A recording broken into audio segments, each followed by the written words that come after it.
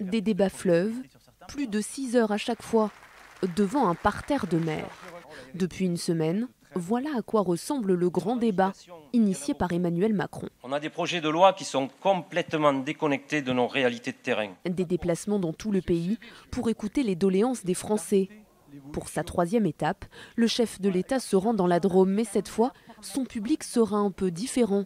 Sa manière de faire également. Le président de la République, dans les échanges qu'il a avec les élus des territoires, va aussi adapter afin d'éviter peut-être un caractère répétitif dont je suis certain des opposants bienveillants ne manqueront pas de souligner qu'après qu'il ait fait l'exercice 2 fois, il est inutile de le faire plus longtemps. Il s'adapte aussi aux demandes qui lui sont formulées. Pas de stand-up ni de grands discours, mais une rencontre avec une 60aine de maires autour d'un déjeuner, hors caméra et en présence du président de la région Laurent Wauquiez, le chef de file des Républicains, qui aura même droit auparavant, et c'est une première, à un entretien privé avec le président.